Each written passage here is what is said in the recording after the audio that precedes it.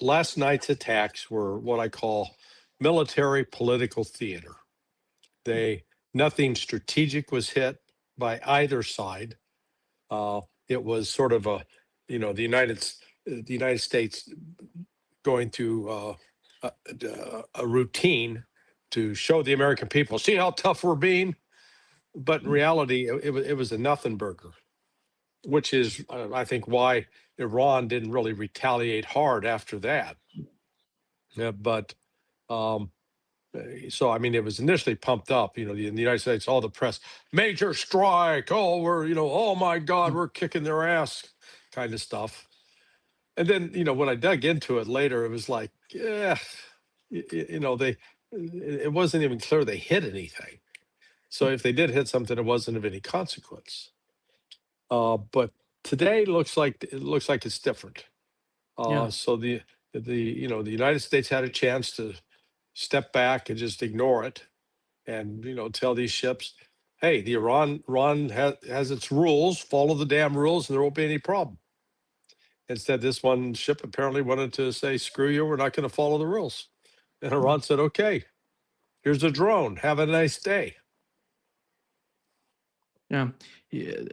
One of the U.S. officials just told Fox News that the strikes on Iran are larger than last night.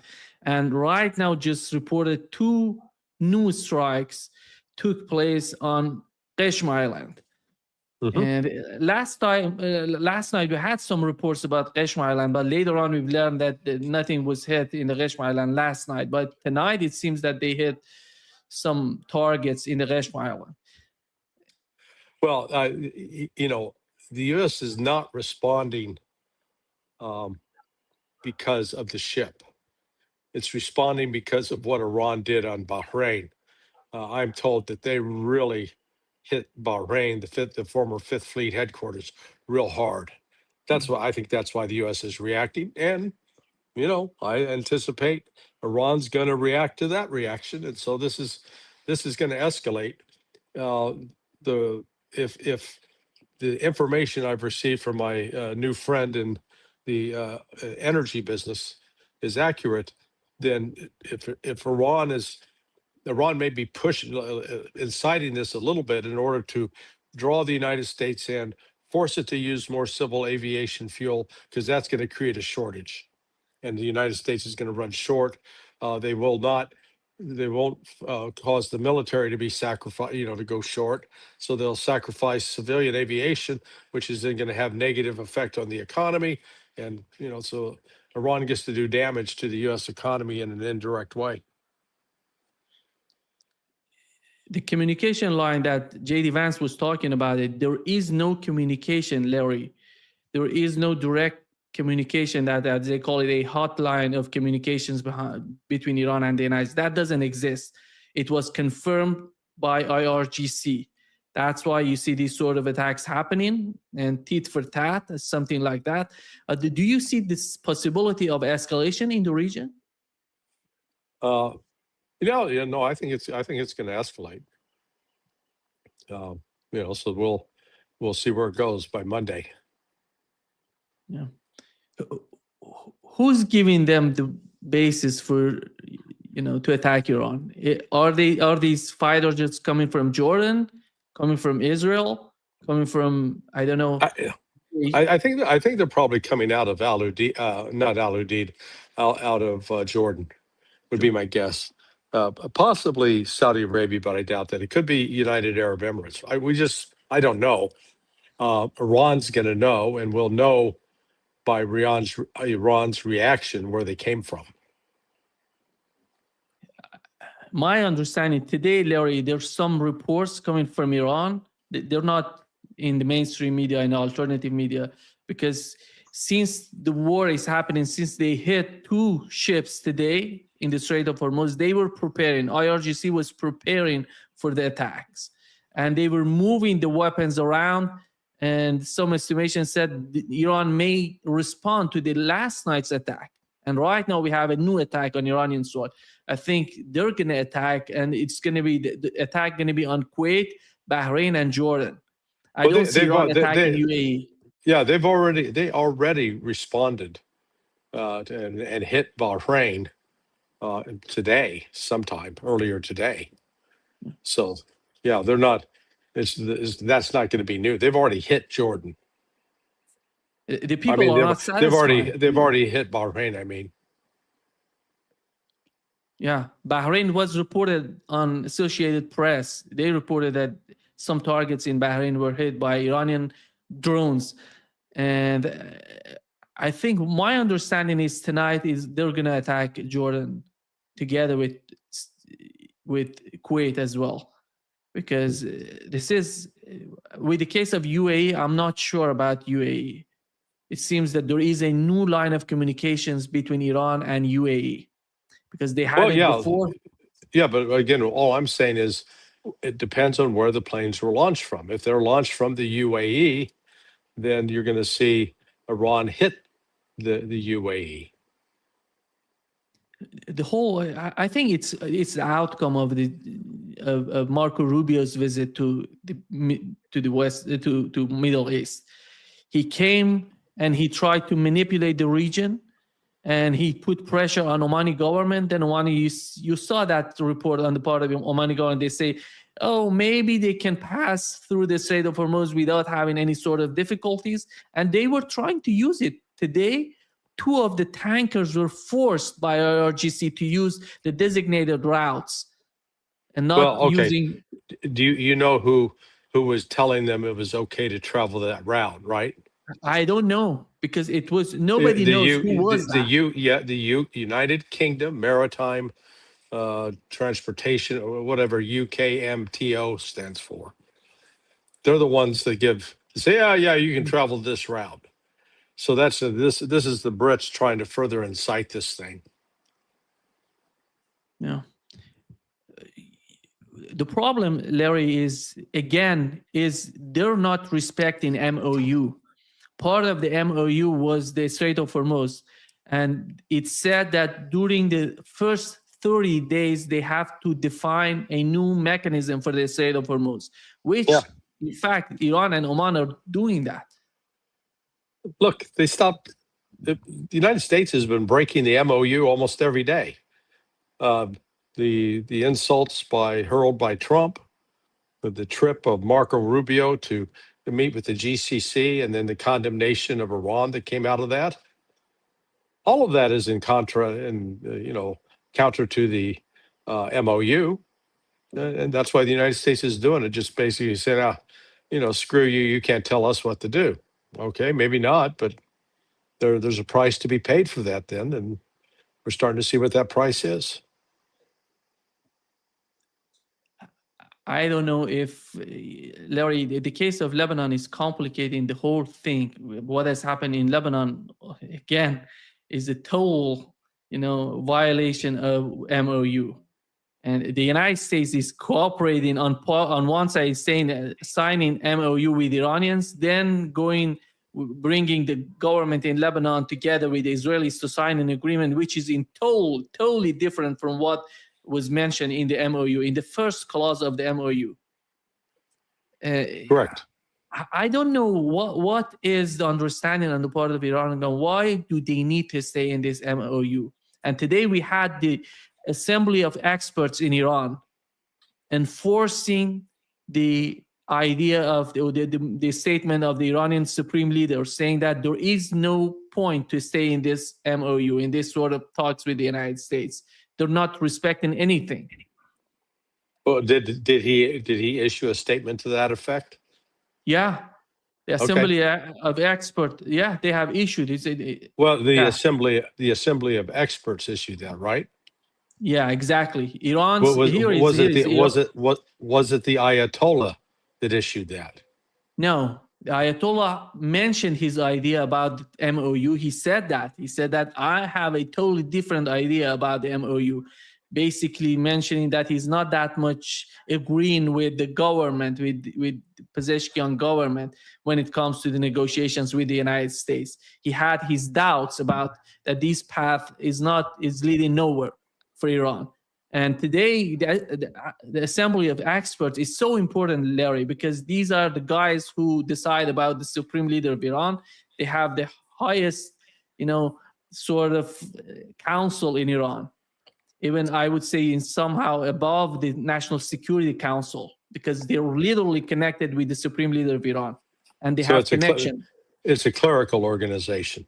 Exactly. Okay. And more than, the letter that they have published today, 62 out of 86 members signed that document.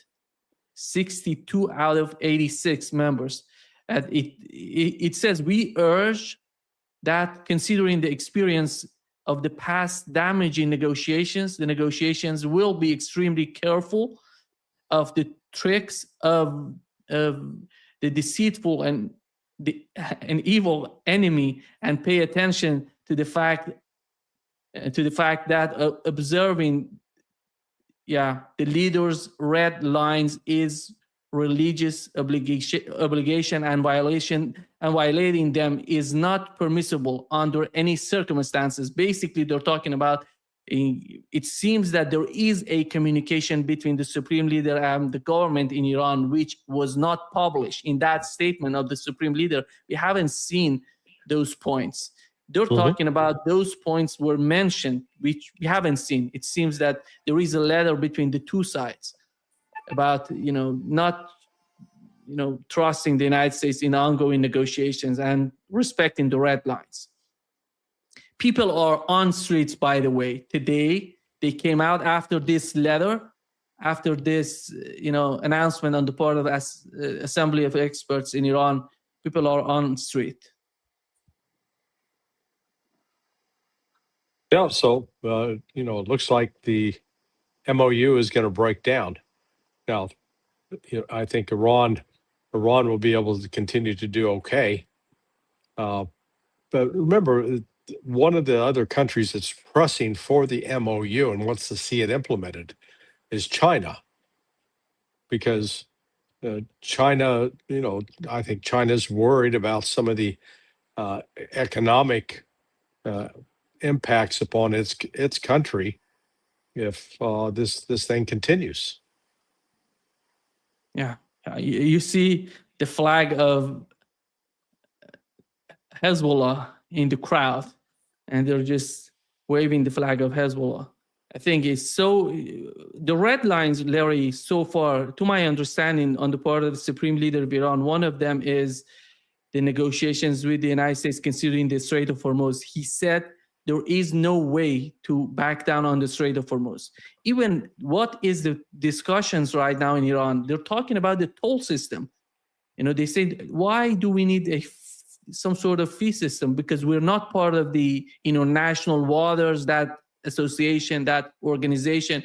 We are not a signatory to that international law and international waters. So why do we need to abide by those laws? Well, they don't. I mean, you're not a signatory, so that's why Iran doesn't. Neither is the United States. So the United States can't holler that you're breaking a law that the United States doesn't even recognize. I mean, that's absurd. Their argument is this, Larry, those people who are not agreeing with these negotiations. First of all, the Strait of Hormuz is under total control of Iran, and we are going to decide about the new mechanism. Second, there would be no negotiations on the sanctions because they don't believe that the United States, the government in the United States, would be able to lift the sanctions on Iran.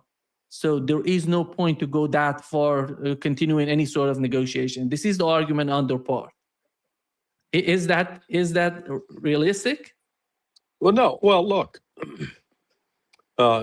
Iran's got it has to take other countries' interests into account. China's got some major economic interests tied up in the Persian Gulf. So China has been providing Iran with significant support. So, there's got to be some sort of, if you will, quid pro quo from Iran. Iran just saying and say, yeah, we take your help, but screw you, we're going to do whatever we want. That wouldn't be very smart. I think that'd be stupid. So that has to be taken into account. I think it is fully within Iran's rights to insist that the protocol that they negotiated with Oman be enforced. Now, why Oman violated that protocol regarding the PSAG is beyond me. Well, but here we are. So now it's the situation of Iran enforcing the rules and the United States encouraging ships to break the rules. And then as a result, you get this back and forth. So I think as long as Iran continues to retaliate, every time the United States bombs Iran, the United States hits them back and hits them harder. For the life of me, I don't know why Iran hasn't taken out Ben Gurion Airport with all the KC-135s, 28, 50, and a huge number of aerial refueling aircraft apart there. Why they haven't blown the hell out of that is beyond me. Yeah, they're still there, by the way, if I'm not mistaken. Yeah. Yeah. Larry, the problem right now in Iran, I talked today with Marandi. The government is trying to control the inflation. The inflation is because their basic concern is that, but the other side believes that we don't need right now to take care of inflation. We are in an active war with the United States. So the priority would be putting an end to the war by fighting the United States, not negotiating with the United States. And the region is not prepared for that. I don't see Qatar being prepared. Saudi Arabia want to be part of this fight that the Trump administration is trying to do. Today, I talked with David Pine. You know that. You know him. I know David. David mentioned the United States doesn't need to go that far to attack Iranian soil. They can respond to Iran in a more modest way, in a more, because I don't know. What does that mean? It means that if Iran attacks one of these tankers, they don't need to hit, radar systems or something like that on Iranian soil. They may do something else. He didn't mention what does he mean. Oh yeah, well, okay, I understand. Instead of attacking Iran on Iranian soil, they have to do something else. Maybe something political. Maybe something, some announcement. Something. We are condemning the Iranian attack on, Singaporean flag tanker that was attacked by Iran, for example. And he says that what the Trump administration is doing literally is dragging the United States into the war again. Yes, no, that's true. And you understand that if the United States starts, right now they've got an order in place that's ordering the withdrawal of a lot of these aircraft, the F-35s. And just as an aside, there was Air Force testified last week, I believe, before Congress, that the combat readiness of the F-35 aircraft is between 25 and 30%. In other words, more than 2/3 of those aircraft that they've bought and distributed aren't ready to go. And the new aircraft that are being delivered without the radar in the nose cone, and they don't know when those radar will ever be available. So the point of this is Iran very well could just continue to push, force the United States into trying to respond with the F-35s, and in the process end up depleting the U.S. fuel supply and depleting those aircraft. So it could be maybe this is a deliberate strategy by Iran. I can't say it's not. What is the point for, they're talking about so far what we've learned, they're letting Iran to sell its oil, to export its oil. That was the only outcome of what the MOU between Iran and the United States. What was the outcome for Iran? I don't see that, because my point is, Larry, is Lebanon. What do you mean? What was the outcome for Iran? The outcome, because why do they need MOU? The problem is that why do they need MOU? They get to sell oil, number one. The blockade is lifted, number two. Yeah. So And with that, then they're going to get, they're getting the unfrozen assets via Saudi Arabia and Qatar. You know, Iran chose to make Lebanon an issue for Iran. And I had this discussion last night with Suleiman Ahmed. Because right now, the government of Lebanon made a decision to sign an agreement with the government of Israel.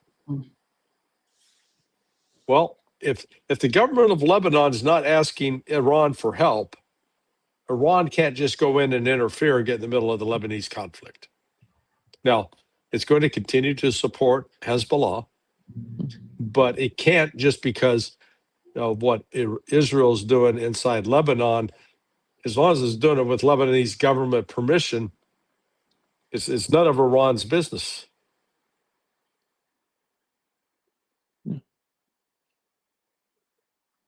The problem is what Israel couldn't achieve on the battlefield, they're trying to achieve by these negotiations. Sure. When they're talking about the yellow line is staying, in It's that area. It's not going to work, but that, yeah, that's what they're doing. And the United States, I think, was got too cute by half trying this gambit to get the Lebanese government to say, oh yeah, we recognize Israel and Hezbollah's got to get the hell out. And Hezbollah's going, okay, make us. We're not leaving. It's our home. It's our land.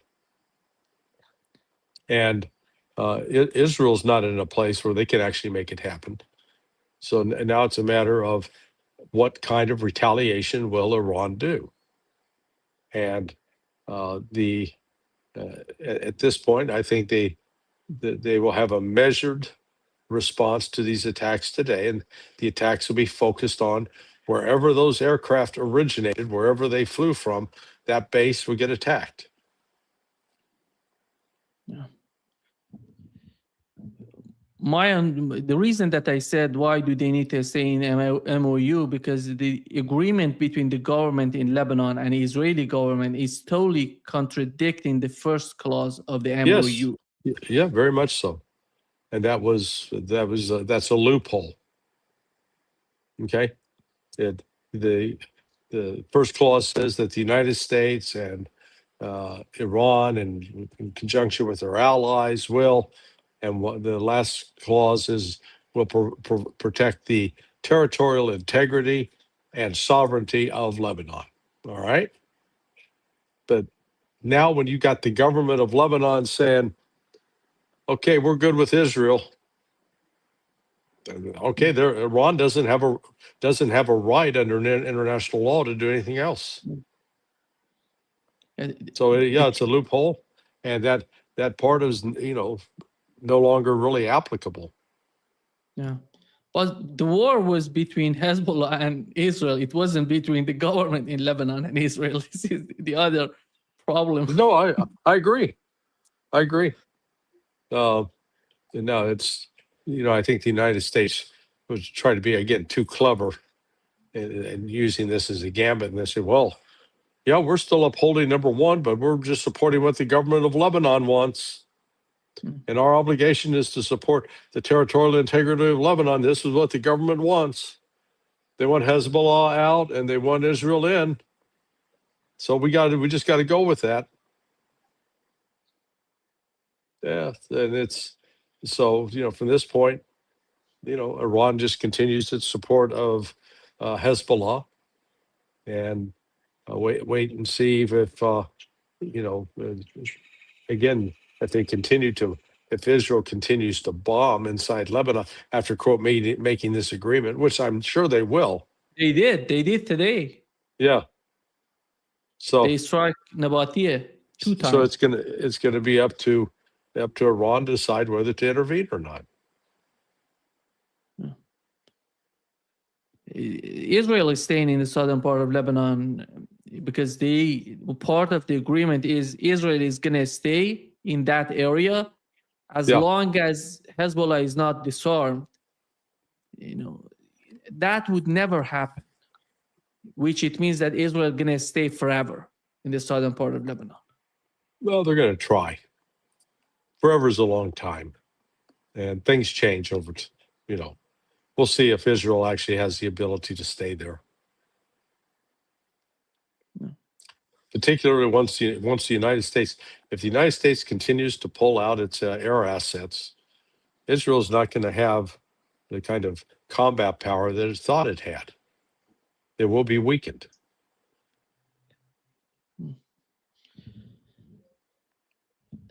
Do you think, Larry, do you think if Iran escalates, let's assume Iran attacks the targets that you mentioned, what would be the reaction on the part of the United States? New strikes on Iran? Deeper? Yeah. Well, they're going to try. Again, everything.